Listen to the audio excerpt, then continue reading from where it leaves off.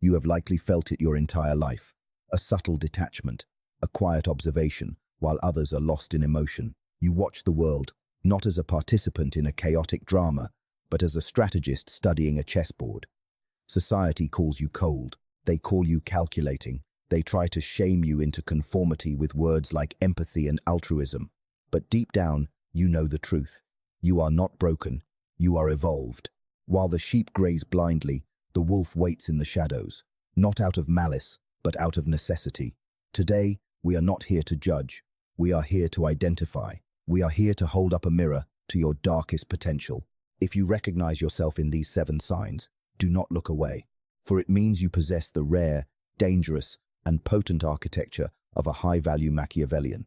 And in this world, that is the only currency that truly matters. Let us dismantle the fairy tale. From the moment you were born, you were fed a steady diet of comfortable lies. You were told that the world is just.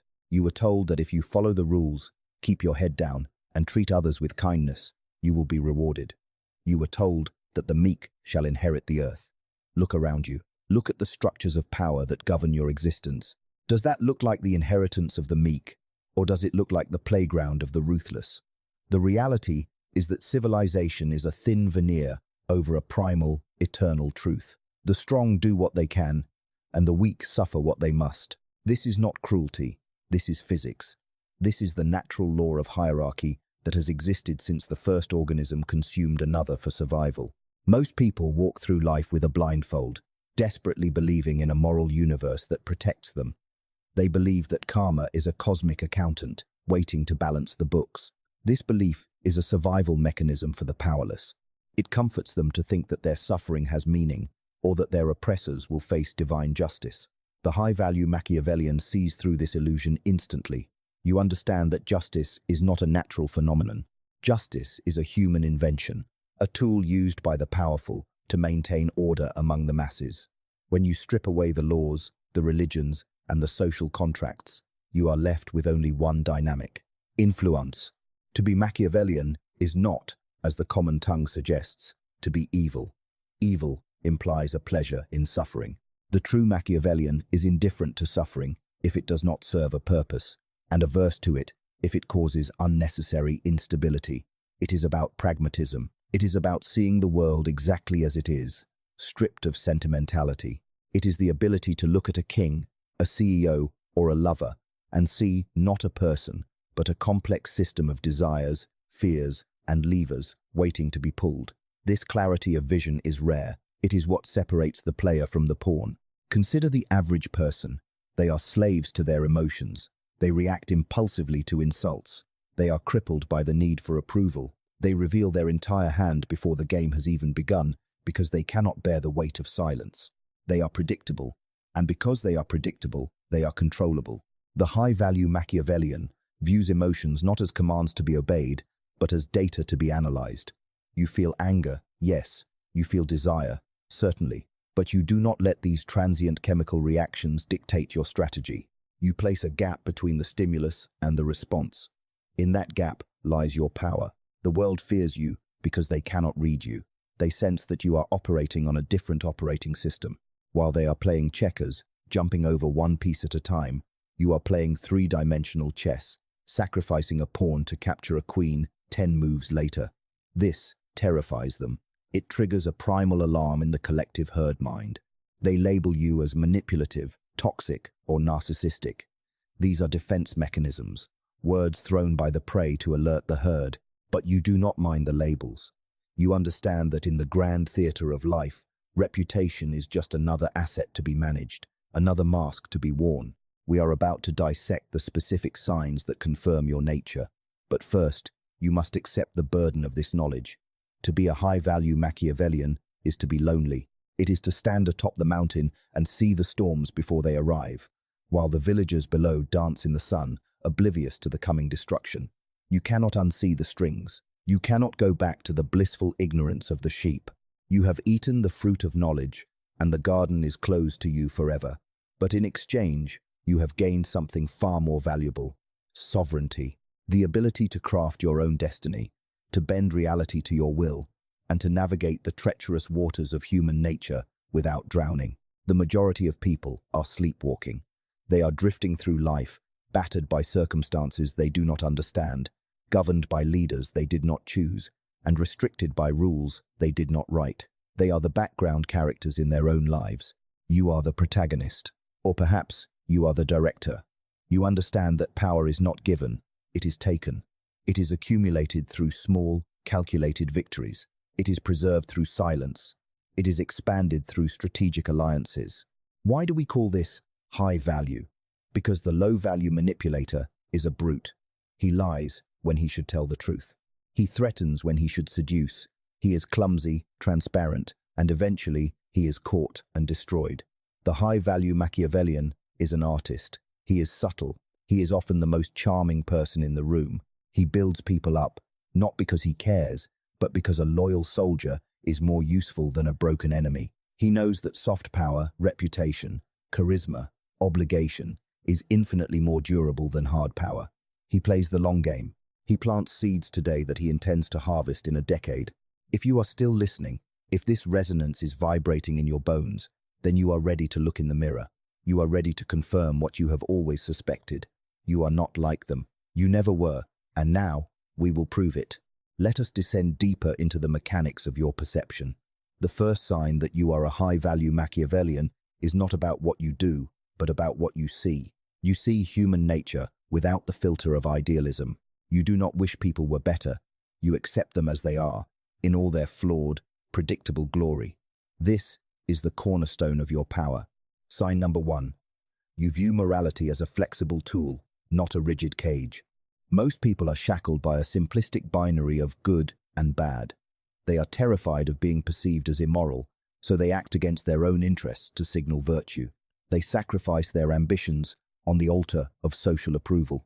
You, however, understand that morality is often just a weapon used by the weak to restrain the strong. It is a set of conventions agreed upon by society to facilitate cooperation, but it is not an absolute law of physics. When a lion eats a gazelle, it is not evil. It is hungry. When a CEO lays off 1,000 workers to save the company, it is not cruel. It is necessary. You understand that in the pursuit of higher goals, conventional morality can be a hindrance. This does not mean you are a sociopath who enjoys causing pain. It means you are a pragmatist who is willing to make the hard choices that others are too cowardly to face. You can be ruthlessly efficient when required and genuinely benevolent when it serves your purpose. You are not bound by the rules. You use the rules. You understand that sometimes, to do right by the many, you must do wrong by the few. Sign number 2. You possess a profound understanding of self-interest. You know that every single human being on this planet, from the saint to the sinner, is driven by one primary motivation. What is in it for me? The mother sacrificing for her child is driven by her biological imperative and the emotional gratification of being a good mother. The philanthropist giving millions to charity is driven by the desire for legacy, status, or the alleviation of personal guilt. There is no such thing as a truly selfless act. The average person is offended by this truth. They want to believe in pure altruism. They want to believe they are loved for who they are, not for what they provide. The high-value Machiavellian finds this delusion dangerous. You know that loyalty is transactional. A friend is loyal only as long as your interests align, or as long as the cost of betrayal is too high. An employee is loyal only as long as you pay them or offer them a future they cannot find elsewhere. Because you understand this, you do not rely on hope or gratitude. You rely on incentives. You structure your relationships so that it is always in the other person's best interest to help you. You create situations where their success is tied to yours. You become the source of their validation, their security, or their pleasure. You do not ask for favors. You trade value. This makes your alliances unbreakable, not because of love, but because of necessity. Sign number 3. You are a master of the grey rock and the mirror. In a world that screams for attention, you know the power of being uninteresting when necessary. The grey rock method is your shield. When dealing with toxic, volatile, or dangerous individuals, you become as dull and unresponsive as a rock. You give them nothing to feed on. No drama, no emotional reaction, no fuel. They lose interest and move on to easier prey. Conversely, when you need to charm, you become a mirror. You reflect people back to themselves. You adopt their body language, their tone of voice, their values. People love themselves more than anything else in the world. By becoming a reflection of them, you bypass their defenses. They feel an instant connection with you. They feel understood. In reality, they are falling in love with a carefully curated image of themselves that you are projecting. You are not being fake. You are being adaptive. You are speaking their language to get what you want. Sign number 4. You act with bold audacity, but speak with humble restraint. The amateur brags about his plans. He tells everyone what he is going to do. He seeks validation for his ambitions before he has even started. This is foolish. It alerts his enemies. It invites sabotage. It dissipates the energy needed for action. The high-value Machiavellian moves in silence. You are the iceberg. People only see the tip, the polite smile, the modest demeanor, the unremarkable exterior. But underneath, there is a massive, crushing weight of ambition and strategy. You let your results speak for you, and even then, you downplay them. You attribute your success to luck or the help of others. You never outshine the master. You never make people feel inferior unless it is a calculated move to destroy them. You understand that envy is the most dangerous emotion in the human repertoire. By appearing humble, you disarm envy. You make people underestimate you, and being underestimated is the ultimate tactical advantage. Sign number 5. You are comfortable with ambiguity and paradox. The average mind craves certainty. They want black and white answers. They want to know who is the villain and who is the hero. They get anxious when things are unclear. You thrive in the fog. You understand that life is nuanced. A person can be both your ally and your potential enemy. A situation can be both a crisis and an opportunity. You do not rush to judgment. You hold conflicting ideas in your mind without going insane. You can be patient like a monk and aggressive like a shark in the same day. You can be ruthlessly honest with yourself while being deceptively vague with others. This flexibility allows you to navigate complex social hierarchies where rigid people break. You flow like water, taking the shape of the container, but always retaining your substance. Sign number 6. You verify. You never blindly trust. Trust, but verify, is a cliché, but for you, it is a way of life. You assume that people will lie, exaggerate, or omit information to protect themselves. You do not take people at their word. You look at their actions. You cross-reference their stories. You pay attention to the details that don't add up. You are not paranoid. You are observant. Paranoia is fear without evidence. Your skepticism is based on a deep understanding of human frailty. You know that people are often delusional about their own competence and honesty. They lie to themselves first, then to you. By constantly verifying, you protect yourself from being blindsided by incompetence or treachery. You build systems of checks and balances in your life. You have backup plans for your backup plans. Sign number 7. You are outcome-oriented, not process-obsessed. Society obsesses over doing things the right way. They get bogged down in bureaucracy, tradition, and how it's always been done. You care only about the result. If the traditional path is blocked, you find a back door. If the rules are stupid, you ignore them or find a loophole. You measure success by effectiveness, not by effort. You don't care if you worked hard. You care if you won. You are willing to pivot, to abandon a failing strategy, to kill your darlings. You have no ego attachment to your methods. If being nice works, you are the nicest person on earth. If being ruthless works, you are the devil himself. The method is irrelevant. The outcome is king. We have established your nature. We have identified the signs. Now, we must arm you. A nature without a strategy is merely a potential energy waiting to dissipate. To navigate the treacherous waters of modern society, you must embody the dual archetype that Niccolo Machiavelli described 5 centuries ago. You must be both the fox and the lion. The lion is ferocious, strong, and capable of crushing wolves with a single blow. But the lion is easily trapped. It cannot smell the snares laid by the cunning. The fox is defenseless against the wolves, but it knows every trap, every hidden pit, every secret path in the forest. To succeed, you cannot be one. You must be both. Most people choose one path and fail. The brute tries to solve every problem with aggression, with the lion's roar. He shouts, he intimidates, he forces his will. Eventually, he walks into a trap he never saw coming, a lawsuit, a betrayal, a public scandal, and he is destroyed. The schemer, the pure fox, relies entirely on deception. He smiles too much, he whispers in corners, he avoids all confrontation. Eventually, the wolves smell his fear. They realize he has no teeth, and they devour him. The high-value Machiavellian toggles between these modes with fluid precision. You are the fox when gathering intelligence, and the lion when executing the strike. Let us discuss the arsenal of the fox first, for it is the foundation of all defense. The primary weapon of the fox is silence, not the silence of emptiness, but the silence of the void. Human beings have a compulsive need to fill silence. They are terrified of the pause in conversation because it forces them to look inward, and most people hate what they see. When you remain silent, you trigger a deep-seated anxiety in others. They begin to project their own insecurities onto you. They start to babble, to over-explain, to reveal secrets they intended to keep. Mastering silence is an act of extreme self-control. When someone insults you, your instinct, the lion brain, wants to roar back. The fox brain stops you. It tells you to stare at them, completely expressionless, for 3 full seconds. In those 3 seconds, the power dynamic shifts. They expect a reaction, and you deny them that satisfaction. You become a blank screen upon which they project their fear.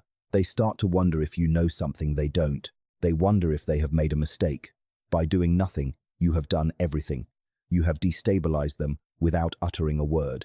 This is the art of withholding. The second weapon of the fox is calculated unpredictability. Humans are pattern-seeking machines. We feel safe when we can predict the behavior of others. If you are predictable, you are boring. Worse, you are vulnerable. If your enemies know that you always get angry when criticized, they will use criticism to distract you. If they know you always crave flattery, they will use praise to blind you. To be a high-value Machiavellian is to be a moving target. You must occasionally break your own patterns.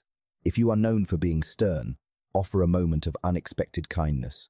If you are known for being agreeable, suddenly draw a hard line over a minor issue. This creates a state of suspended terror in those around you. They cannot relax because they do not know which version of you will appear today. This keeps them on their toes, eager to please and hesitant to cross you. It forces them to pay attention to you constantly. In the economy of power, attention is the most valuable commodity. By being unpredictable, you monopolize it. The third weapon of the fox is the art of absence. Use absence to increase respect and honor. This is perhaps the most counterintuitive law for the modern world, which screams at you to be always on, always available, always visible. The more you are seen and heard, the more common you appear. The more available you are, the less your time is valued. The high-value individual understands the economics of scarcity. Gold is valuable because it is rare. Water is essential, but it is cheap because it is everywhere. Do not be water, be gold. Withdraw before people are tired of you. Leave the party while it is still at its peak. Do not answer messages immediately. Create a sense of mystery about your life. Let people wonder what you are doing, who you are with, and what you are planning. This space you leave behind is where their imagination works in your favor. They will invent a version of you that is far more interesting and powerful than the reality. They will chase you, not because of who you are, but because of the void you have created. You become a prize to be won, not a commodity to be used. Now, let us turn to the lion. The fox sets the stage, but the lion closes the deal. The lion is about presence, conviction, and the willingness to walk away. The most powerful negotiation tactic in the world is not a clever argument. It is the ability to stand up and leave the table without looking back. This is the lion's roar. It signals that you do not need them. You want them, perhaps, but you do not need them. This requires a fundamental shift in your mindset. Emotional autonomy. You must detach your sense of self-worth from the outcome of any interaction. If you are desperate for the deal, for the relationship, for the approval, you have already lost. The other person can smell your desperation like a pheromone. It repels them. The lion is self-sufficient. The lion eats first.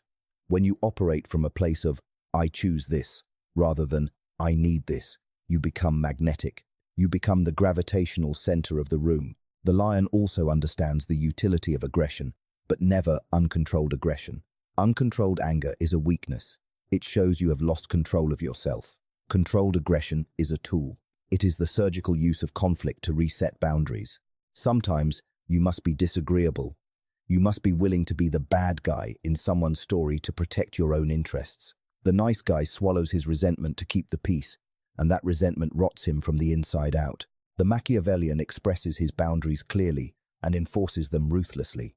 If someone crosses a line, the consequences must be swift and disproportionate enough to ensure they never do it again. This is not cruelty, it is deterrence. But the ultimate synthesis of the fox and the lion is found in the concept of the Trojan horse. This is the strategy of appearing harmless to conceal your lethality. Play the sucker to catch a sucker. In a world of infinite egos, everyone wants to feel like the smartest person in the room. Let them. Feed their vanity. Ask them for advice. Play down your own intelligence. Make them feel superior. When a person feels superior, they drop their guard. They become arrogant and sloppy. They reveal their plans and their weaknesses, thinking you are too simple to understand them. This is the masquerade of the high-value Machiavellian. You wear the mask of the average man. You blend in, you nod and smile at their boring stories. You validate their petty grievances. And all the while, you are gathering data. You are mapping their psychology. You are finding the buttons to push when the time is right. You are a spy in the house of your enemy, and they have welcomed you in because you made them feel good about themselves. This is the ultimate deception. To be so dangerous that you appear safe. To be so sharp that you appear dull. And when the moment comes to strike, when the promotion is on the line, when the business deal is closing, when the power dynamic shifts, you drop the mask. You switch from fox to lion in a heartbeat. The shock of this transformation is often enough to paralyze your opponent. They never saw it coming because they were too busy admiring their own reflection in your eyes. This is the way of the master. This is the path of the sovereign. We arrive now at the final destination, the summit. If you have recognized the signs within yourself, if you have felt the resonance of the fox and the lion, then you understand that this journey is not merely about manipulation.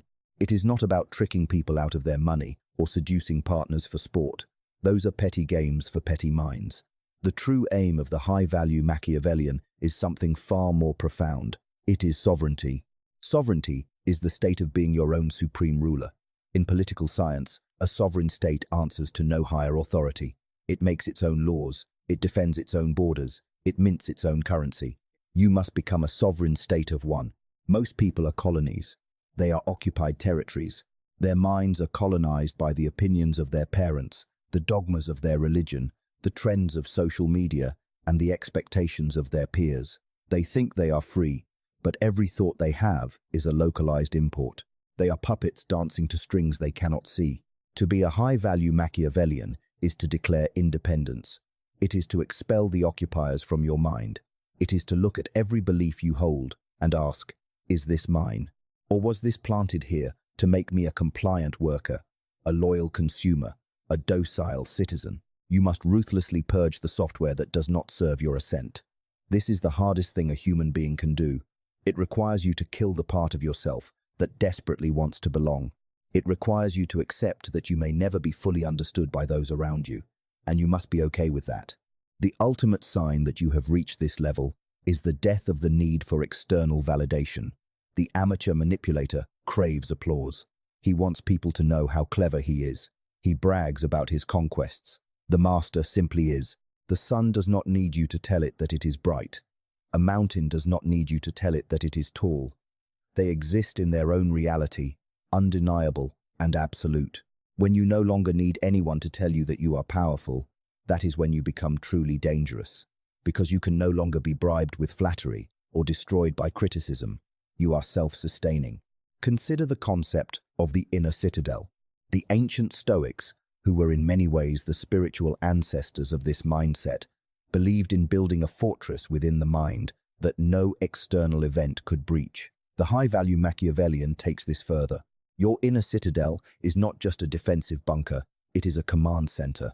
From this place of detachment, you observe the chaos of the world without being consumed by it. You see the markets crash, and you do not panic. You look for the opportunity. You see a relationship end, and you do not despair. You analyze the data and improve your selection process. You treat your life as a grand experiment, a game of strategy, where emotions are merely indicators on the dashboard, not the hands on the steering wheel. This brings us to the final, most crucial realization. The world is not fair, but it is malleable. It is plastic. It yields to pressure. It shapes itself around the strongest will in the room. Most people wait for permission to be great. They wait to be discovered.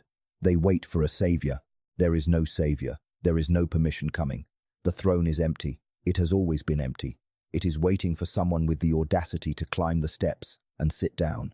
You have the signs. You have the nature. You see the strings. The question is no longer who you are. The question is what you will do with it.